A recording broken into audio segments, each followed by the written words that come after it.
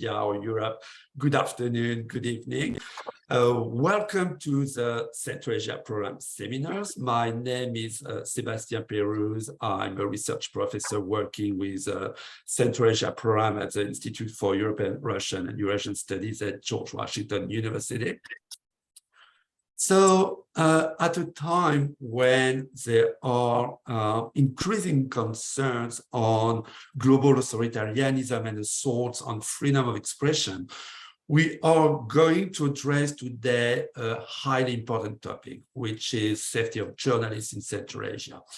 In the 5 countries of the region, journalists have faced various forms of pressure, which include harassment or physical threats, also legislative and administrative restrictions, which have led to the censorship, to arrest and imprisonment, or to journalists fleeing to continue their work in exile.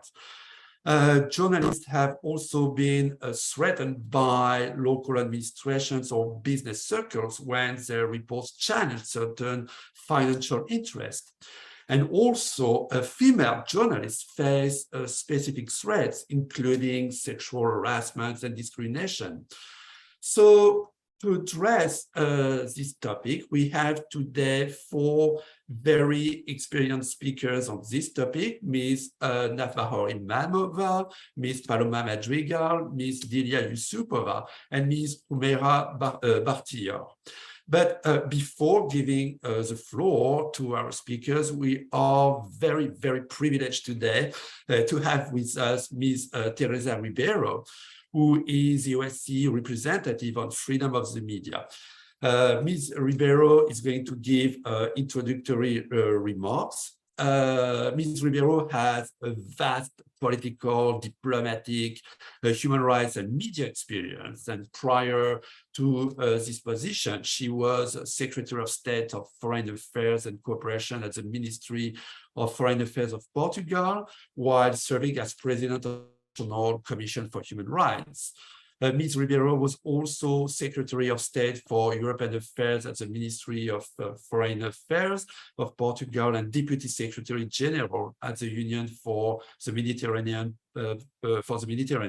positions that gave her extensive experience in dealing with the EU institutions and member states, as well as with its close neighborhood. And throughout her career, Ms. Ribeiro has held different positions in media, both in Portugal and in multilateral organizations, such as President of the Institute of the Media of Portugal, President of the Steering Committee on Mass Media of the Council of Europe, and also co-founder of and first elected President of the Executive Board of Obercom Media Observatory. Just before giving the floor to Ms. Ribeiro, I would like to very warmly thank Ms. Elena Czerniawska, who is the Senior Advisor Office of the OSCE representative on on freedom of the media, for very strong support and contribution in organizing this seminar. So, Ms. Ribeiro, thank you so much for being with us today, and the floor is yours. Thank you. Thanks a lot. And thank you very much for having me. It's really a pleasure to really share some of my concerns and some of the work of the office regarding the safety of journalists and more particularly the safety of women journalists. As you know quite well, the OSCE, I know that many of you know quite well the work of the office. They follow some of you follow the work of the office, so it's not really something very extraordinary that I'm going to tell you, but let me also give some contribution to the discussion. Now, so first of all, the OSCE RFOM is an institution within an organization that is an organization for security, and this is very, very important because really links media freedom, freedom of expression to security. And this is the reason why this year in which we are celebrating the 25th anniversary, which shows as our slogan, there is no security without media freedom, precisely because we know that democratic societies where we have media freedom are less likely to engage in conflict, either external conflicts or internal ones. So really there is this link and I think it's important to point out to this connection and also to the strong identity of this institution. One of our top priorities, is of course the safety of journalists for obvious reasons. We need journalists really to be able to carry out their mission properly in order to ensure that we have the information that we all as citizens need to participate in our democratic societies. So, and that's the reason why the safety of journalists is very, very high in my agenda of priorities. And there is an additional reason also for that, is that in 2018, the participating states, as you know, OSCE is a big organization. It's the biggest regional organization with 57 participating states. But the states in 2018, they adopted a ministerial decision on the safety of journalists. It was adopted by consensus. This is the rule in the OSCE for the adoption of important decisions that really matters for the organization. And in 2018, this council decision was adopted. So where are we now? And precisely because it's adopted by consensus, which means that politically it represents a strong commitment, we decided this year, 5 years after, or 4 years after the adoption of such a council ministerial decision, we decided that it's time to take stock what have been done so far, to implement this council ministerial decision, but at the same time also to provide assistance to the participating states to ensure that they will really adopt the commitment, they will implement the commitments they adhere to. So, and this is where we are. We just launched the project, but at the same time, and this is a project that is already there for quite some time in our office, but it's now really, it's now, I would say, really gaining more dynamic, I would say, is the online harassment, the project against the online harassment of female journalists, SOFJO. We adopted a resource guide, and we are promoting this resource guide. What is this resource guide? In the end, is a set of recommendations on how to tackle the issue of the safety of female journalists online. So we'll continue to do so. We know but Paloma will have the opportunity to explain much better than me. Where are we regarding a more detailed work and a more focused work on SOFJO, on this project in Central Asia? and I think that she will bring us very interesting developments regarding the project. So this is where we are regarding the safety of journalists and the safety of journalists in particular, regarding women journalists online. Of course, we know that beyond the problem of the journalists online, or female journalists online, or the attacks against female journalists online, that unfortunately is a problem present everywhere in our region. We have, and we cannot lose sight that in general, the situation in Central Asia regarding the safety of journalists is unfortunately deteriorating in almost all the countries of Central Asia. So this is unfortunately what is happening on the ground. We are trying to engage. I'm visiting the region. I'm trying to engage with the countries, trying to convince how important it is to promote the safety of journalists. But the truth is that we have a clear, I would say, the situation of the journalists in the region, generally speaking, is going down the hill. But at the same time, we see some interesting positive developments, I would say. We have now in Kazakhstan another minister responsible for media. I had the opportunity to have a meeting last week, a Zoom meeting last week with him.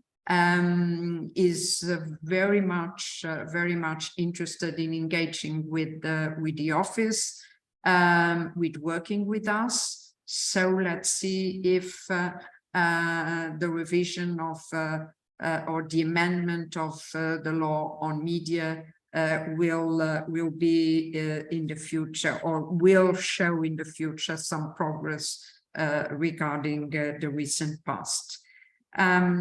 I have been also in Mongolia, and where the situation makes a difference regarding all the other countries in Central Asia.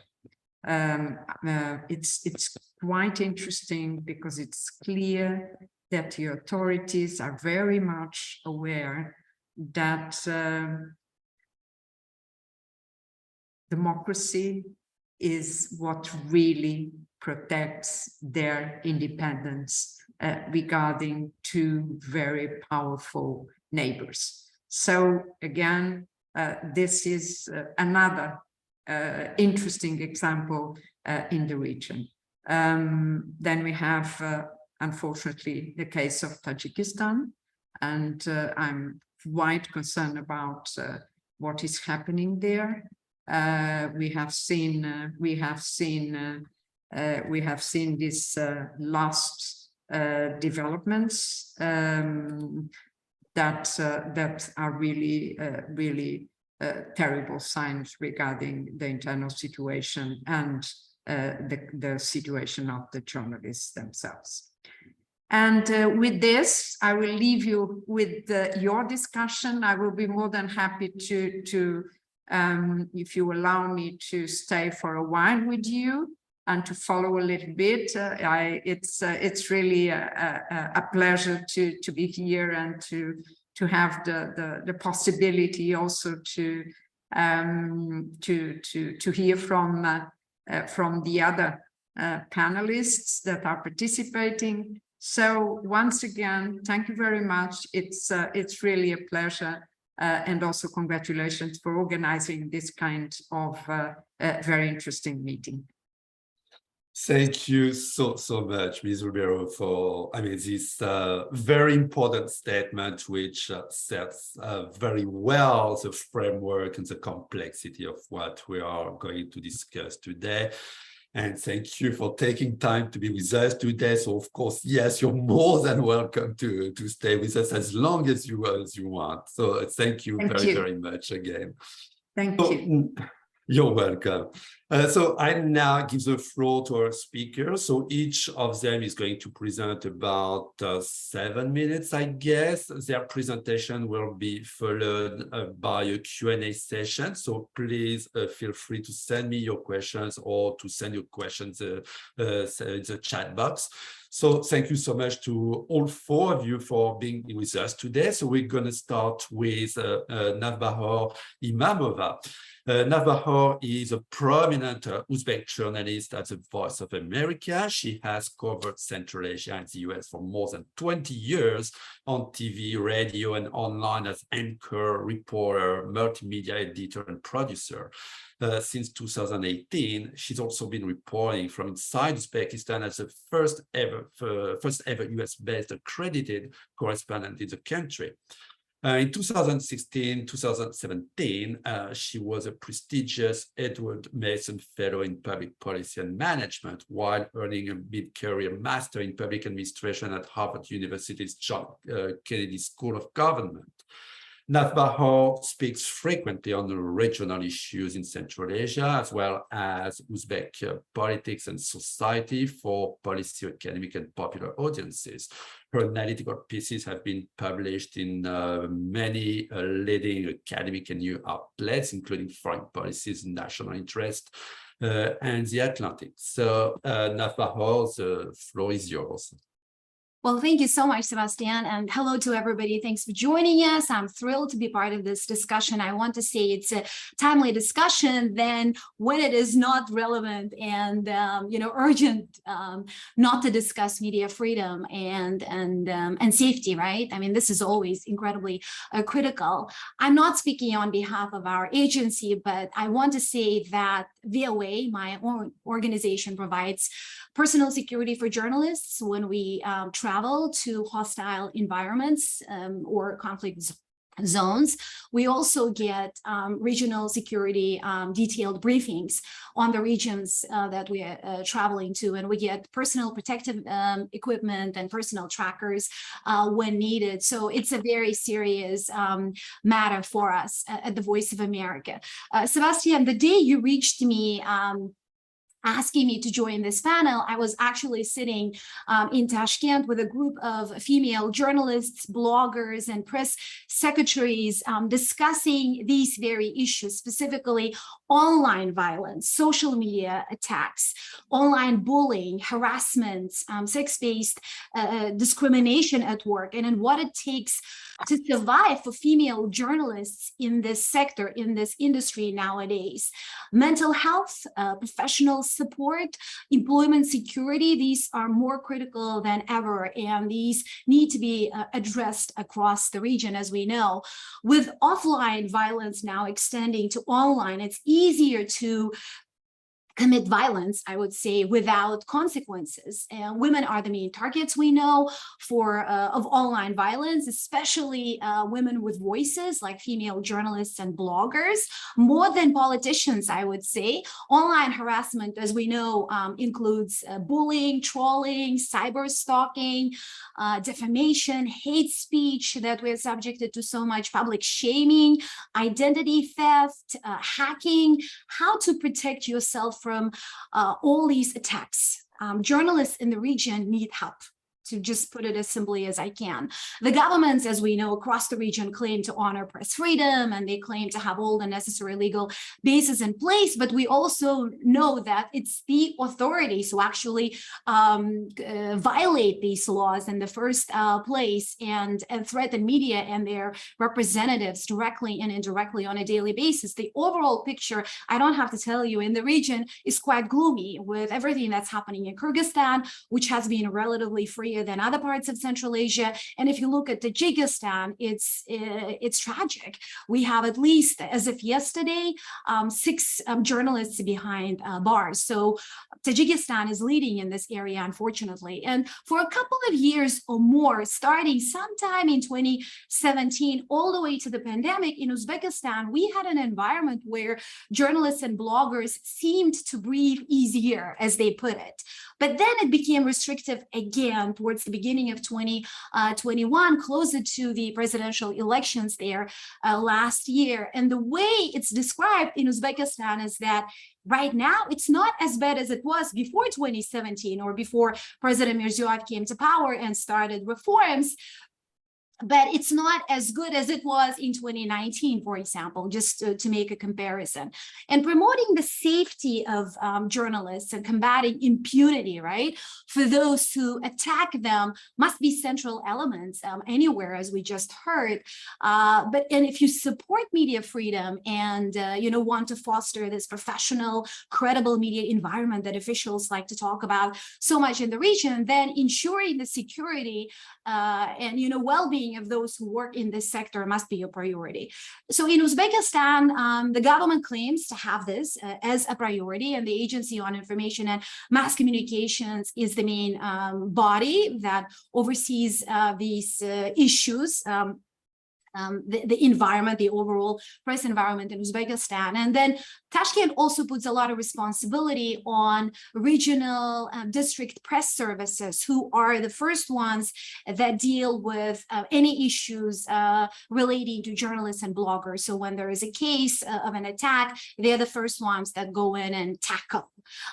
Then you have 3 organizations now in Uzbekistan who claim to protect journalists. Journalists Union Association, it's a gongo, which claims to represent the media community in Uzbekistan. And what they do is they've actually become more vocal in recent years in terms of calling for investigations, raising journalism safety issues. But they first, hold their own inquiries and determine whether this person who's claiming to have been attacked or to facing any kind of threats is a professional journalist or a credible blogger or not. And this leads to a lot of then other questions. Then we have the public fund to support national mass media. It's led by Saida Mirziyoyeva, President Mirziyoyev's elder daughter. And this organization was until recently run by Kamil Alamjanov, who now happens the Deputy Chief of Staff in President's office. And then we have a National Media Association, a formerly National Association of Electronic Mass Media, which represents dozens of TV channels and radio stations, which also claims to have journalist safety as one of their top concerns.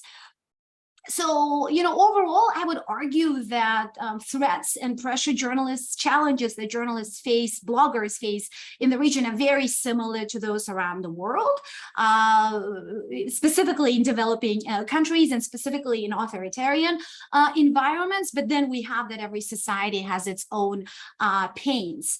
In Uzbekistan, just like in the rest of the region, the attitude toward media is quite global, I would say. People are very cynical towards media, and they tend to blame media and government for all the issues. But at the same time, they want quality content. But even those who own these media outlets or control them don't often realize what it takes to actually produce or collect, process, and distribute quality content. So media outlets want daring, sharp, and capable staff, but they're not necessarily willing to invest in them, or most importantly, protect them. They constantly warn them not to violate red lines, but those red lines are very blurred if you're reporting about economic and financial issues.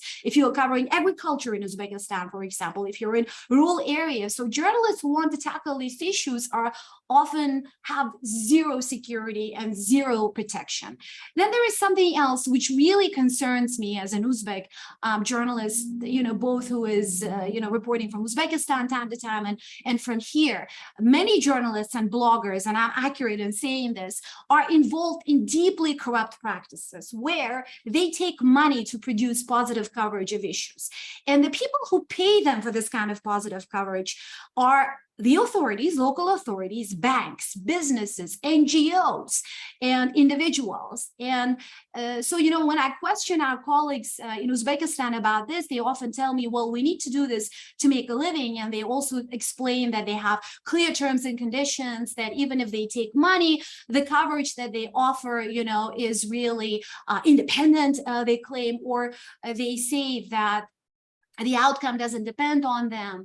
But what happens very often is that people who are not happy with the coverage come after these journalists and bloggers, and these media, representatives and media outlets even find themselves in incredibly dangerous situations where they can't do anything, where it's very easy for the authorities to claim that these are corrupt people. These are not the representatives of media or professionals, or these are not people who are advocating for media freedom. They're sold outs.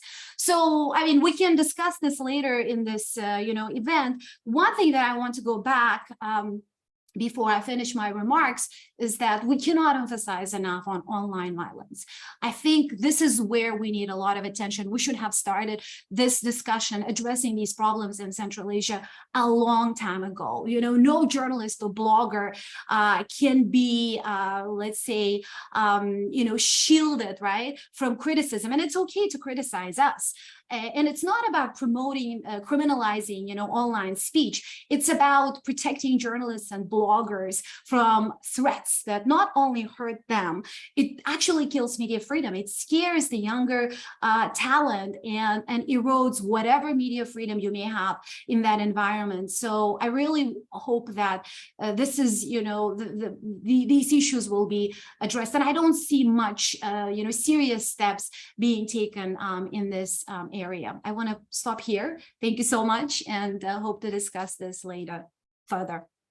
Thank you so much, Nabahar. So our second speaker will be Ms. Paloma Madrigal. Paloma is a gender expert working for over 20 years in gender and development with a wide range of international non-government organizations, foundations, and UN agencies across Europe, Asia, and Latin America.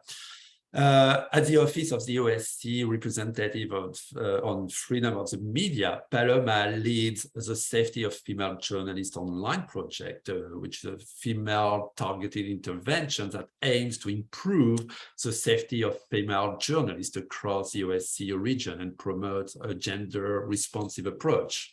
And Central Asia is one of the key regions for this project, and Paloma has recently coordinated a research addressing the online safety of female journalists involving 4 countries in the region. So Paloma is from Spain. She holds a master's degree in gender and development from the Complutense University of Madrid. So Paloma, thank you very much for being with us today, and the floor is yours.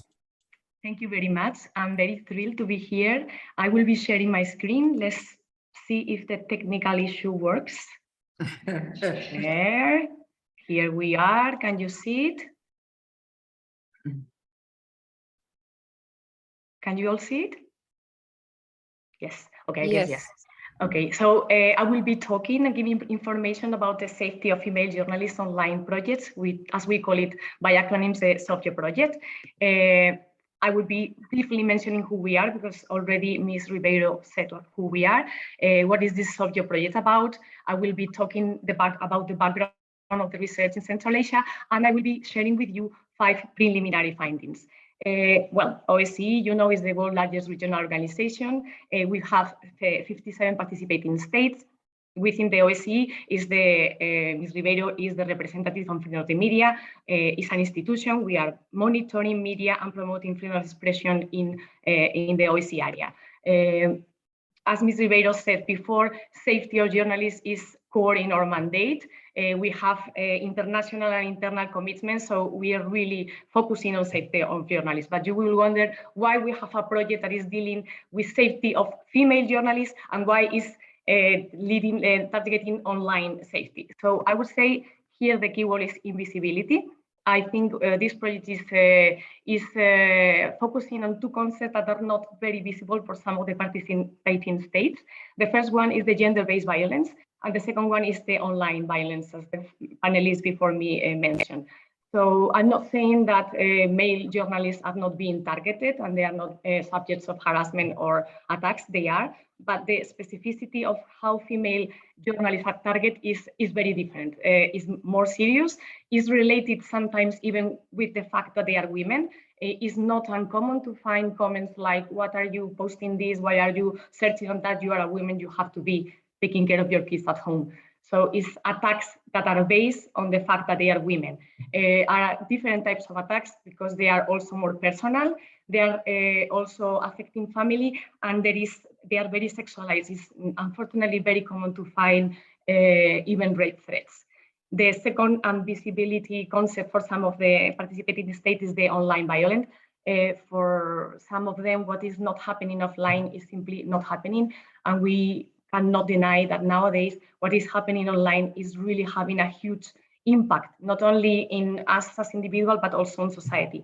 So this is why we decided to combine these two concepts and make them very, very, very visual for our participating states. So since 2015, we are working in raising awareness and developing capacities. So what we do in Softio is we produce audiovisual material, tools and guidelines, publication of papers, researches, and organized networking events. So here is a very good documentary that we produced in 2019, A Dark Place, with testimonies of female journalists from different areas. I also mentioned before that we produce guidelines, and Ms. Ribeiro already mentioned that. We have what we call the Softio Resort Guide, which is a key document for us. Is identifying 10 stakeholders and proposing recommendations, 40 recommendations targeting each of the stakeholders. What we want is to increase the safety of female journalists online. This material is in a web page in many languages, soon to be translated even in local languages of the countries from Central Asia. So what is the connection? Why we decided to have a research in Central Asia? There are several global researches on this topic, very good one by UNESCO in 2020, but we thought that there is a need to collect local evidence and work regionally. And this is linked with our key document, the Softio Resort Guide. We want to contextualize these recommendations. We want to address specifically the key stakeholders and put the things into context. We are not only working in Central Asia, we are currently conducting a research, same type of research in South Caucasus, involving Armenia, Azerbaijan, and Georgia. But yes, Central Asia is the first one, and it's because it's a very important region for the OSCE. Actually, OSCE has offices in 5 countries in Central Asia. Nevertheless, we conducted the research through a local partner, the OSCE Academy Bishkek. Dr. Eliva Turdubaeva from the University of Central Asia in Bishkek was the main researcher. We wanted to target 5 countries in Central Asia, but unfortunately we couldn't get data from Turkmenistan. No female participant, no female journalist wanted to participate in the research. That, together with the internet cuts, made it completely impossible to collect data from Turkmenistan. So the research is focusing in 4 countries, in Kazakhstan, Kyrgyzstan, Tajikistan, and Uzbekistan. We were working on that from April to July. Data have been collected and analyzed. We are now currently on the reporting phase. So I will not be able to provide to you final findings or conclusions or recommendations, but I will be able to share with you some preliminary findings. So we wanted to have quantitative and qualitative data. So we were using 3 data collection tools: an online questionnaire. Actually, we got 300 respondents from the 4 countries. Very underrepresented was Tajikistan. Then in conducting in-depth semi-structured interviews with key informants. No female journalists from Tajikistan wanted to participate. And we organized at the end of July in Bishkek a focus group discussion to discuss the preliminary findings, but also to focus on conclusions and recommendations. Again, no participation from journalists from Tajikistan. So unfortunately, this is also a message. Female journalists from Tajikistan were reluctant to participate in the research. We organized the research around 5 different blocks. One was online violence, the perception, the types of sources of online violence, the vectors of online violence, impacts and responses. So there's many findings. At this point, I will be able to share with you at least one preliminary finding per block. So here's the first one. Women in Central Asia, oh, sorry, let me move this, I cannot read, have difficulties in recognizing online violence against them. It's incredible how they really have problems to position themselves as targets, but it's easier to talk about online violence whenever it's happening to somebody else. Even the wording is very interesting. Some of the testimonies that we have, they were not talking about attacks or harassment. They were saying something softer, like negative comments. Type of sources of violence, preliminary finding. 2, women journalists in Central Asia were mostly targeted by online attacks that appear to be linked to orchestrated information campaigns. So again, we don't have perpetrators that are individual, they are huge campaigns, disinformation campaigns. Related to vectors, in Central Asia, female journalists most often face online violence on Facebook. The second one is Instagram, and the third one is Telegram. Those are very strong preliminary findings related to impacts, and also mentioned by the previous panelists. The mental health impacts of online violence against the Central Asia women journalists participating were the most frequently identified. So not only data, but testimonies mentioning anxiety, depression, fatigue are really, really very broadly mentioned. So this is a very strong message to convey to our participating states, I think. The last and fifth preliminary finding is also very strong. Women journalists in Central Asia self-censor in their reporting as a reaction to the online violence they face. So in this testimony that I'm sharing with you, there's cases, many cases that they not only self-censor themselves, but they also leave the profession. And this is, again, another very important message to convey. And I think if we lose female voices in Central Asia, we will definitely be harming pluralisms, and it's something that has to be acknowledged and act upon it. So this is all I can share for you for the moment, but be sure that research will be officially presented and published in our website very soon. I leave you in the slide on our webpage, in which you will find a lot of material, papers, this documentary, the resource guides, and so on. And of course, I'm also leaving you my address, email address, in case you want to contact me for anything. I'll open for every questions now and there. Thank you very much. Thank you very, very much, Paloma. So our next speaker now is Ms. Dilia Yusupova. Dilia has been working as a journalist in Kyrgyzstan for over 15 years in both state and independent media.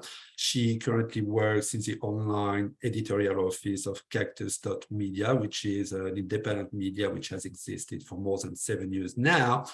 And the internet edition of Cactus Media specializes in news, investigations on topical, political, and social issues.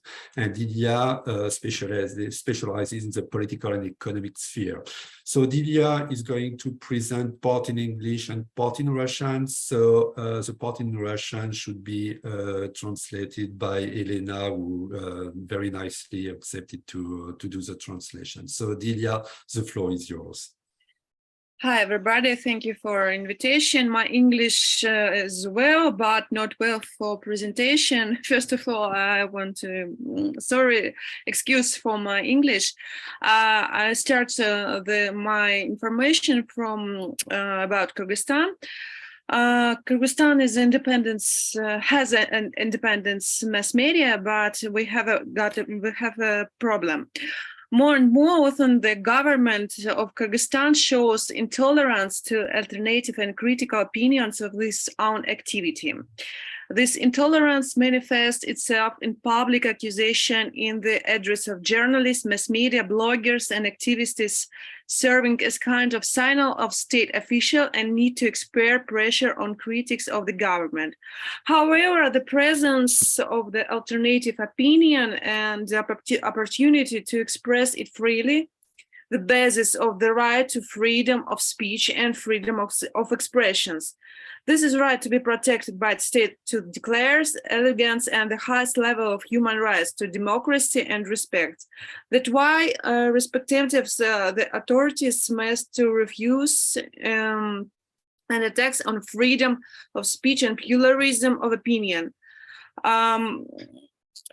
It's quickly, but I want to продлить свою речь на русском языке, потому что мне будет все-таки легче. И Елена, спасибо, будет переводить меня, да? Елена, подтвердите свою готовность.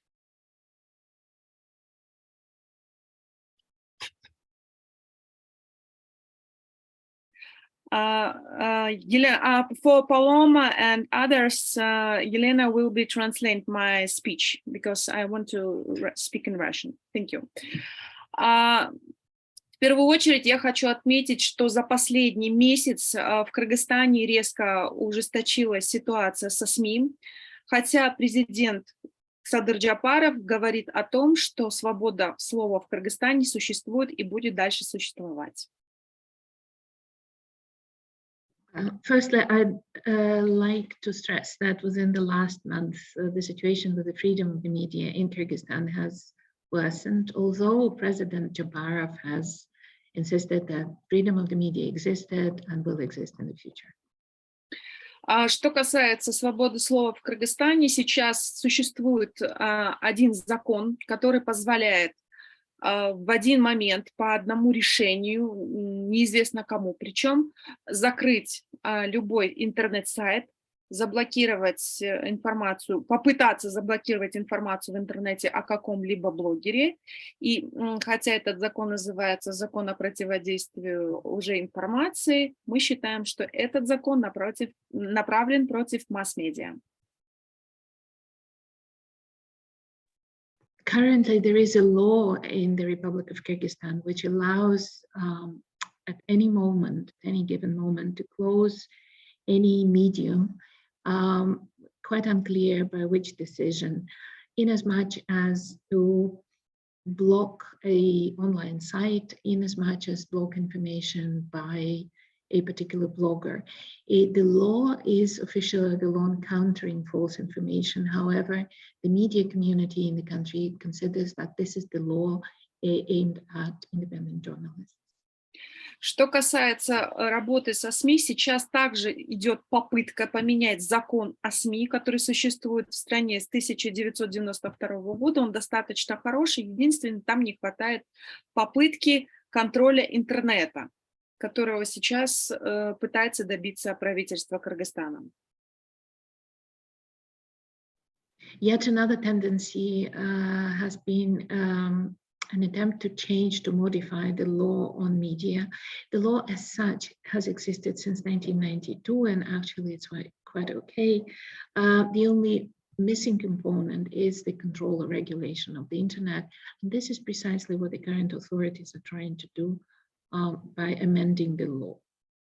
Это означает, что каждая интернет-редакция, каждая СМИ должно пройти регистрацию, перерегистрацию, и регистрацию как СМИ должны пройти все блогеры. What it means is that each editorial office of online editions should re-register as a medium, in as much as every blogger has to re-register kind of as an internet medium. Еще последней попыткой закрыть независимые СМИ стало заявление депутата парламента Надиры Нарматовой о том, что необходимо закрыть такие независимые, как СМИ «Азатык», «Радио Свобода» в Кыргызстане, «Кактус Медиа» — это мое издание, а также «Клоп KG», которое также является независимым изданием. The most recent example of continuing pressure in the media has been a statement by an MP, Nadira Narmatova, which happened quite recently. She demanded that the 3 independent and well-known media should be closed, among them Azatik, which is the Kyrgyz language service of the RFRL, Cactus Media, which Delia represents, but also CLOP, KG, another independent outlet. Сейчас у нее нет никаких рычагов для того, чтобы закрыть нас, то есть нет юридического основания, мы не нарушали закон, но с помощью измененного закона о СМИ и с помощью принятого ранее закона о противодействии фейковой информации у нее, возможно, это получится. Currently, the MP does not have any legal mechanism which would allow it to do so. However, if the amended law on the media should be adopted, in as much as they already enforce law on countering false information, she may as well have mechanisms to close media. Независимые СМИ все чаще отмечают то, что происходит давление со стороны властей. Это касается правила получения информации.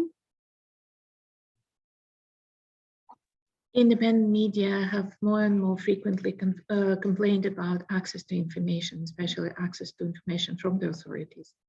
Правил общения с людьми, которые принимают решения. Guidelines concerning media access to decision makers. Они чаще всего отказываются от каких-либо комментариев, и таким образом у нас усложняется работа. Because mostly the decision makers refuse to give any comments, and thus the work of journalists becomes difficult.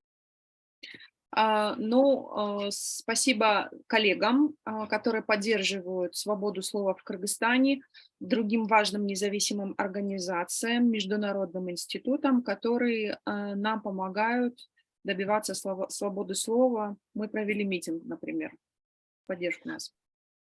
We are grateful to individual supporters of freedom of the media in Kyrgyzstan, but also independent organizations and international organizations who have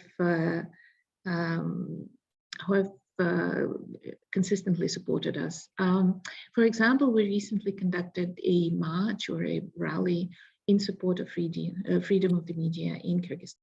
Очень часто, к сожалению или к счастью, в Кыргызстане журналистика стала женской профессией. Unfortunately, journalism has become a female trade, a female occupation in Kyrgyzstan. И мы также фиксируем, что женщины-журналисты сталкиваются с трудностями в своей работе. And we have also registered that female journalists have been encountering difficulties in pursuing their professional interests. Но, к сожалению, не все готовы говорить об этом. However, unfortunately, not everybody is prepared to talk about it. Это касается правил получения информации, особенно у спикеров мужчин. Есть harassment, это правда. That concerns actually guidelines concerning access to information, especially if the sources are men, and that includes the aspect of harassment. Но в силу национальных традиций и в силу особенностей страны девушки не готовы говорить публично об этом. But because of the cultural tradition and specificity of the country, young females are not prepared to talk loudly about it. Последним публичным примером, который был вынесен на общественность, это ситуация с журналистом из редакции Timir Life. The recent example, which has gained much notoriety, has been the example of a journalist and his editorial office of the Timir Life. Которая подверглась, я даже не знаю, как объяснить, которая подверглась публичному осуждению за свою связь с представителем правоохранительных органов, вот так вот. So a staff member of the editorial office of Timir Life has been publicly shamed for her relationship with the officer of law enforcement agencies. Причем публикации об их личной жизни были выложены со стороны именно правоохранительных органов. так как она работала в оппозиционной редакции. And probably because she, the staff member of the Timor of Life, has been working for an opposition kind of leaning medium, the information, the kind of evidence of her. К сожалению, правоохранительные органы, несмотря на поданное заявление в полицию, они никак не отреагировали и не нашли виновных людей, которые опубликовали видео и фото ее личной жизни. And unfortunately, despite the complaint filed with the police, with the law enforcement, nobody has been, no perpetrators have been found who actually published the video and the photo of kind of depicting her relationship. Ситуация с этой девушкой показала, что в Кыргызстане никто не защищен от подобных нападок на личную жизнь, на человеческие права, на человеческое достоинство, и это касается как женщин, так и мужчин. And this situation has found that nobody in Kyrgyzstan among journalists can be considered safe from such attacks on their Только журналисты ее редакции, журналистам ее редакции удалось доказать, что такой взброс личностной информации был сделан именно сотрудниками правоохранительных органов, и до сих пор нет никакой реакции. Her colleagues have proven that this leak has been or had been organized by actual law enforcement agencies themselves, but unfortunately there has been no reaction. Dilia, I'm so sorry. Could you try to conclude in 1 minute, because we still have Humeira and we'll need to have a short Q&A session. I'm really sorry. Okay. Я могу продолжить, да? Если можно, но только 1 минутку, потому что у нас будет Q&A. Да, хорошо, я еще буквально немножко скажу. Спасибо вам большое. Я хотела сказать, что сейчас свобода слова в Кыргызстане становится все меньше. Каждый день мы журналисты, блогеры и активное гражданское сообщество сталкиваются с проблемами свободы слова и с ее ущемлением. И мы сейчас должны сконсолидироваться для того, чтобы эту ситуацию исправить. The conclusion is that the freedom of media and freedom of speech has been deteriorating for a while, and we have to consolidate our efforts and to get together to revert the situation. Спасибо большое. Это вот вкратце такая ситуация на данный момент, она совершенно безрадостная. Thank you very much. This is the unfortunately unpleasant situation. Thank you. Thank you so much, Dilia. Our next and last speaker will be Humeira Bartior. Humeira started her journalist career in 2007 as a reporter for Tajik independent radio Imbruz. In 2010, she started working as a political analyst for the leading Tajik language newspaper Ozo Dagon and was focusing on human rights issues. From 2014, she worked as a reporter for the Asia Plus media group on political and human rights topic. I would say that, unfortunately, Humeira is one of the many examples of journalists who have found themselves under increased scrutiny from political authorities, including by being summoned by Tajikistani state security officers and recommended to be very careful when writing about the country's leadership. Humeira Bartior was recognized for her professionalism by leading local and international media supporting organizations such as Media Alliance of Tajikistan, which granted her the Award for Journalistic Bravery in 2012, or the Institute for War and Peace Reporting, which awarded her the first prize for best coverage of presidential elections in 2013, and from Tajikistan's Bureau for Human Rights and Rule of Law, which awarded her the Tajikistan Best Reporter on Human Rights. So, Humeira, the floor is yours. Thank you. Thank you, dear Sebastian. Thank you for all speakers to talking about Central Asian issues of safety of journalists.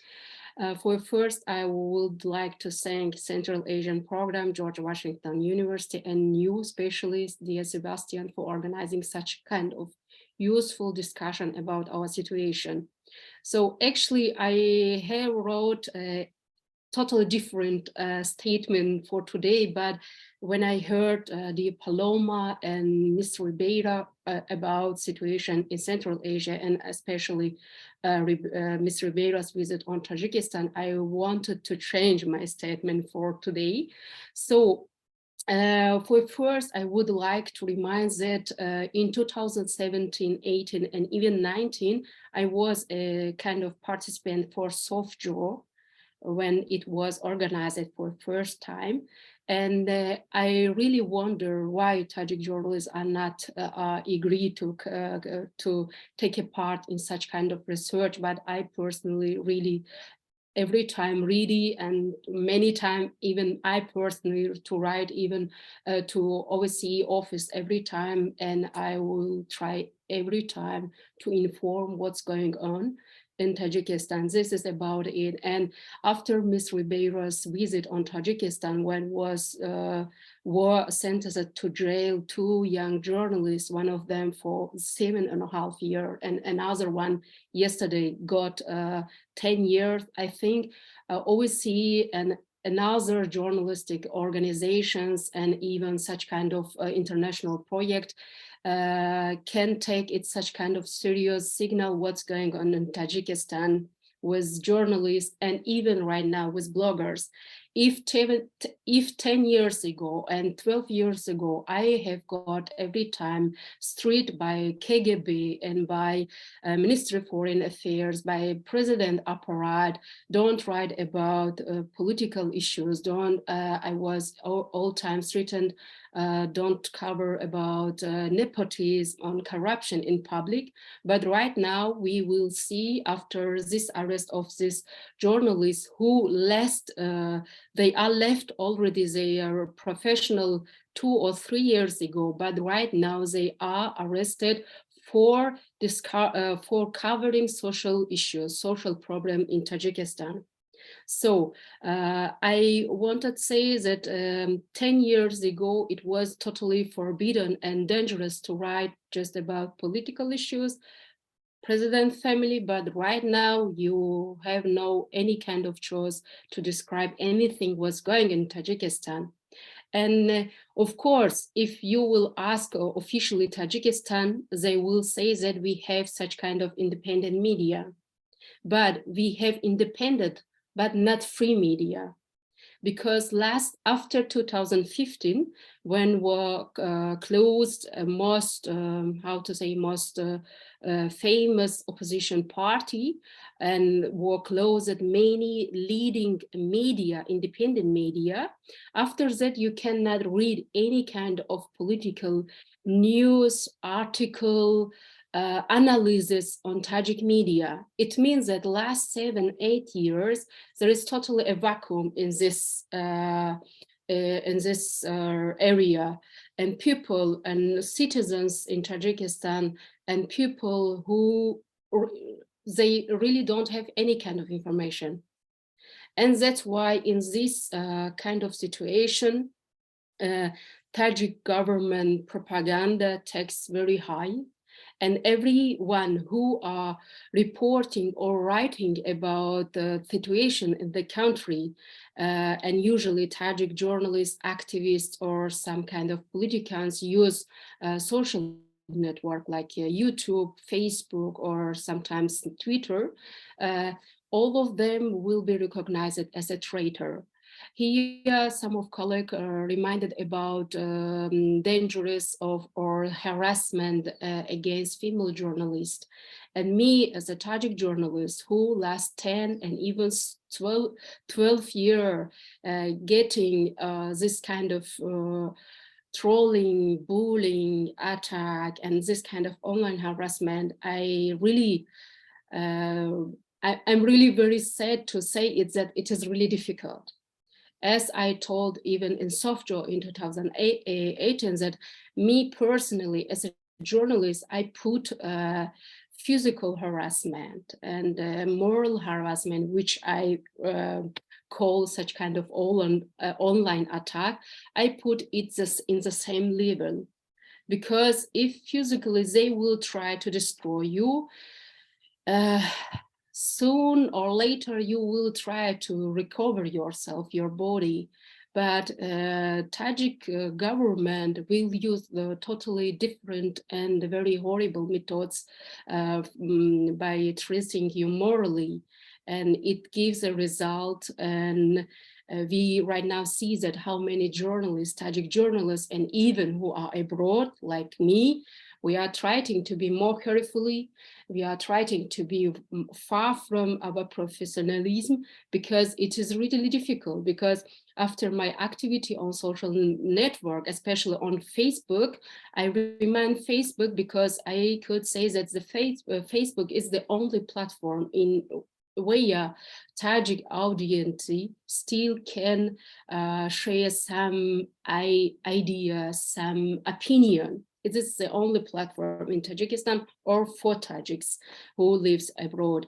So me personally, I can say that I tried all time go through this kind of threaten when I was in Tajikistan, when it became every time serious, every year after elections.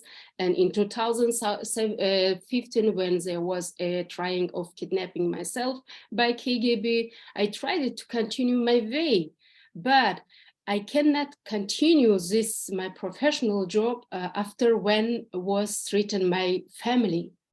And when government puts a very serious ultimatum that I have to stop or I have to return or my family will be in prison.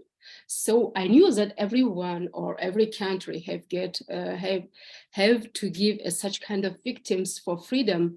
But in 21st century, it is not a really good, how to say, a good fact to talking about it. And after when my family was under threatened, for me, it is really difficult to go through it morally, because I knew that I will not put only myself on dangerous, even in Germany where I'm living, because time to time I'm getting some threatened by government or from people who are close to government.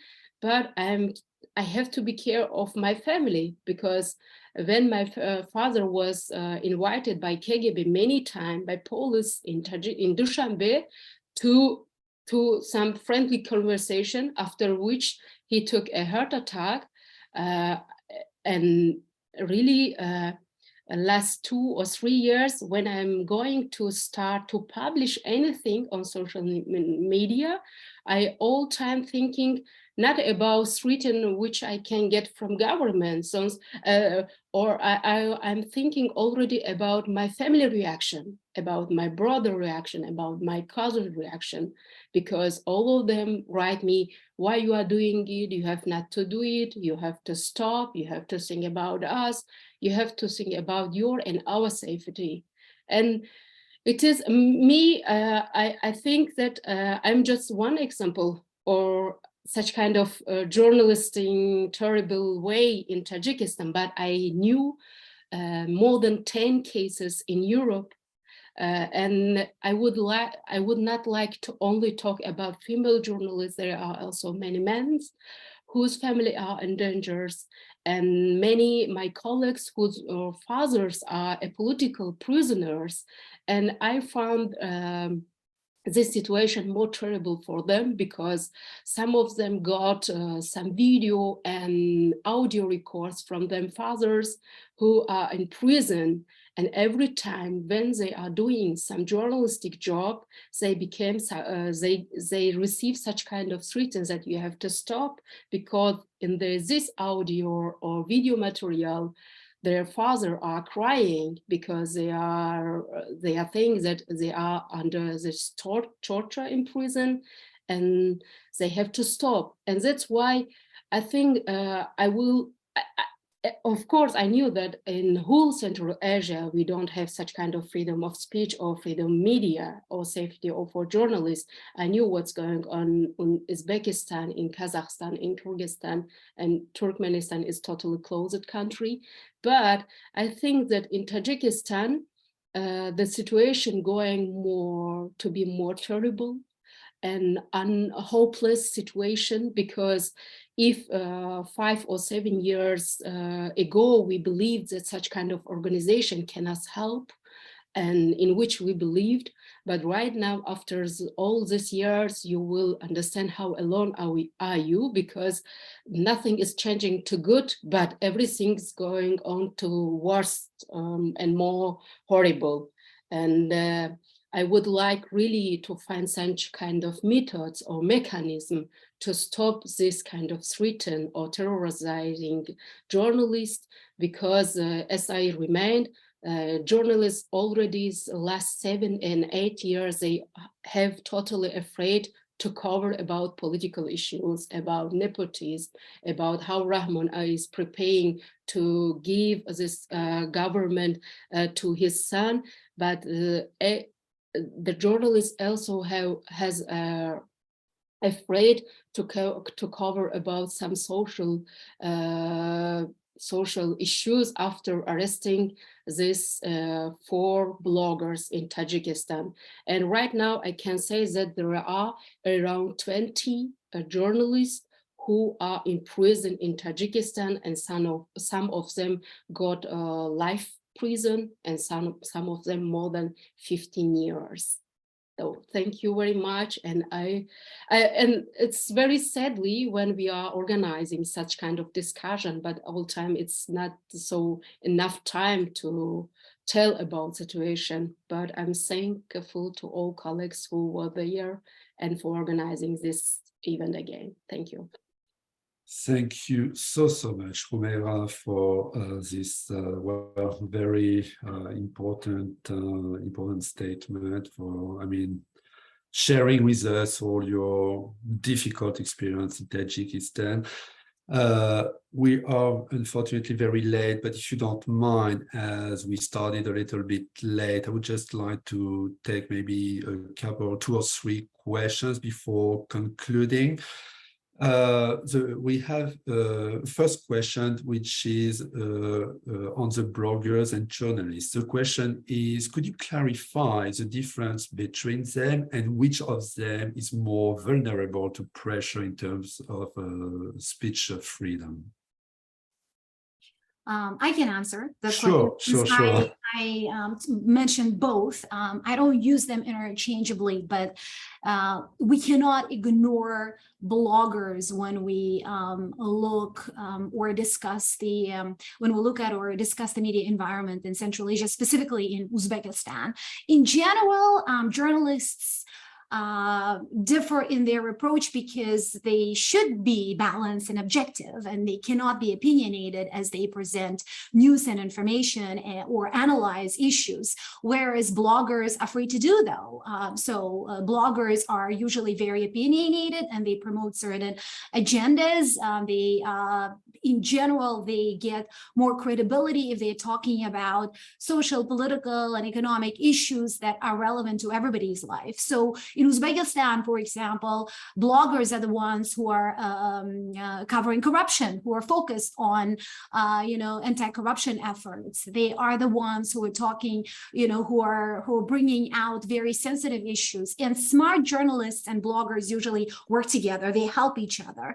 But in terms of vulnerability, I would argue that it's the same. Both journalists and bloggers face very similar threats and pressure from the authorities, depending on what they are obviously covering.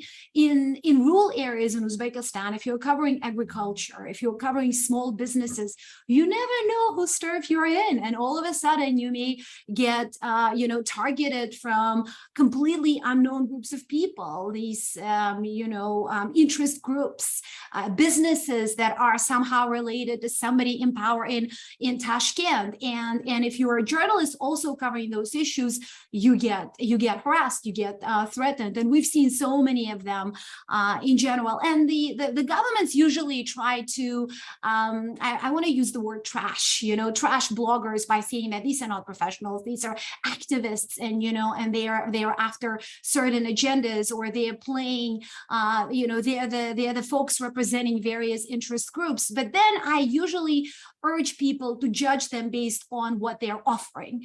Are issues that are being raised by bloggers relevant? Are they unveiling the kinds of facts that others are not talking about or paying attention to? So really, like, I urge everyone to judge based on what these bloggers are offering. Are there those, let's say, sold outs?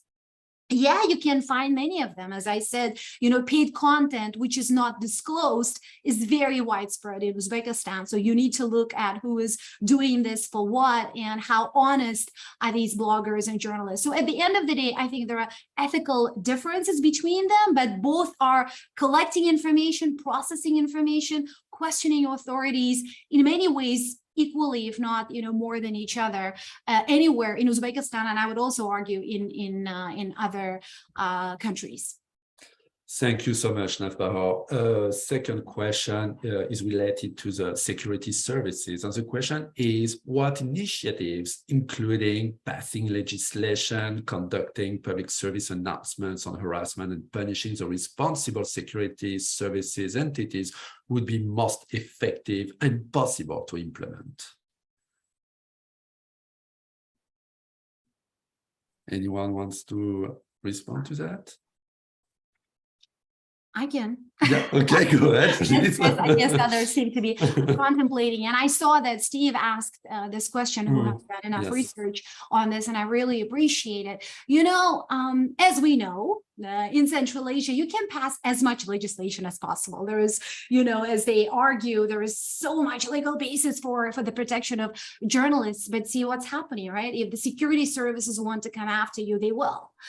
They can do this directly and indirectly. And there are numerous examples on a day-to-day basis across the region, and specifically in Uzbekistan. I hear of these kind of situations almost every week. And President Mirziyoyev has always claimed to be, defending media, journalists, and bloggers equally personally, but I'm afraid that statement isn't really carrying much weight anymore.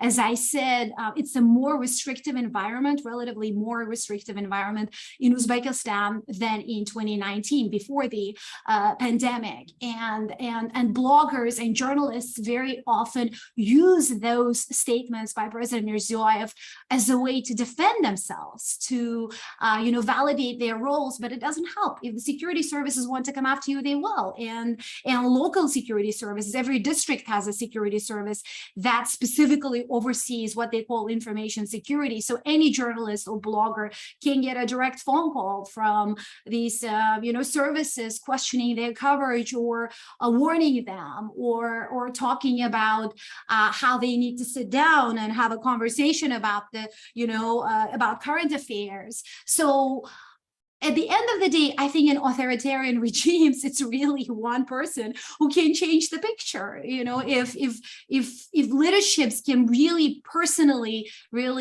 come out and say, well, stop doing that, maybe in those cases, only security services can back off. But I'm afraid it's usually, I don't want to sound cynical, but it's usually a very temporary back off, and they usually come back. And we've seen this again and again. And international, as much as I care about international engagement and assistance, foreign assistance, and, from, let's say, from the organizations like the OSCE, the UN, the US, and other, let's say, advocacy groups, the governments have become quite immune. I don't want to say they don't care.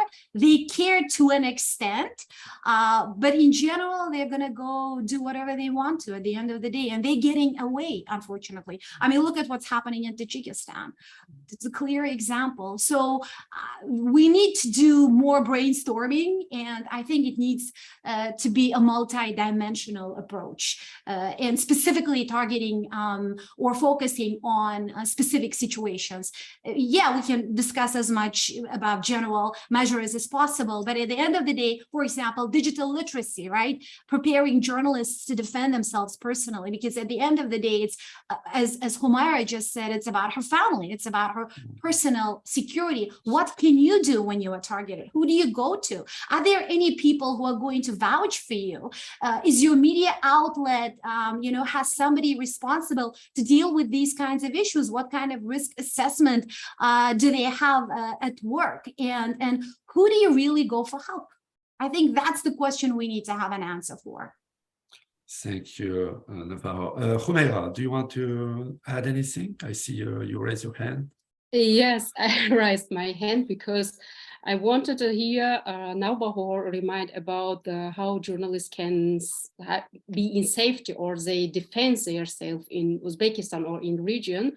Here I had remembered that unfortunately for Tajiks, it is very difficult because government had used such kind of methods that right now journalists are totally separate. And everyone thinks that if they will separate from another journalist and some journalists who are worked for some political party, with journalists who worked in independent media or pro-government media, they are all them are how to say separate, because all of them had thought that such kind of way it is the very good way to be in safety. But what we are seeing in the result that everyone is in danger. Everyone is in danger, and it is a very good method from government to control everyone, every kind of group, independent journalists, some civil society activists or pro-government journalists. And right now we have a situation in which journalists are fighting with each other because everyone wanted to show that they haven't any kind of choice to be another or to choose another way. This is one method. Another things about KGB. Right now, I'm totally sure, because time to time I'm talking to my colleagues, if 10 years ago KGB just came once in months or once in a week to some office, to independent media, to to inform you what you have to publish. But right now, every media which is in Tajikistan, they send all kind of analysis. We are not talking about political analysis to KGB, and after the confirm, they are publishing it. And I'm so sorry that in this way we are going again to bad situation. And about who will protect us if we will continue to work, I'm sure that in Tajikistan, no any media, no any organization cannot protect you, because me personally, I went through this way. And when I was in danger, and I was when I talked to my chief that right now it is my chief editor that right now it is not the time for me to be alone without job. My chief editor just talks that he has an ultimatum and he chose his newspaper not to protecting myself. And it is all about, after it, I think it can, clear show us how dangerous can be journalists in Tajikistan. And that's why maybe no any of them are ready to get a participant to some workshop, to some researchers, because they knew already what's going with us. We are abroad. We cannot say our family is not in safety, as they don't want it. And I think that we should take it seriously, but normal, like it to be human, because everyone has a big afraid of family. Thank you. Thank you, Humaira. Delia, I see you raise your hand. Yes, I want to say that with the same situation, like said about Humaira, pro-governmental journalists are very afraid to speak openly, and they can bullying the independent mass media. They have government access, And we try to explain for our colleagues from governmental mass media that's important to be open, to be and in English, I forget, to be open and to be popular. For popular, we can speak the truth, but they get указания. They get directs from KGB, like GKNB in our country, and they have methodics sheets from government in from our government. We want to speak that president our best, the direction are best, and that we speak independent mass media. It's not right. It's a lie.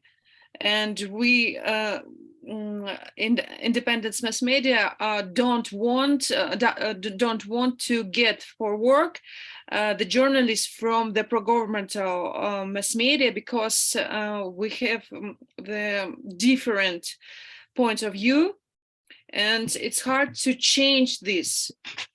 And the one of in this years we have an awful situation, because independent mass media have a judge with the access with the order from government, and two journalists now in the prison because they don't want to change their point of view. It's quickly.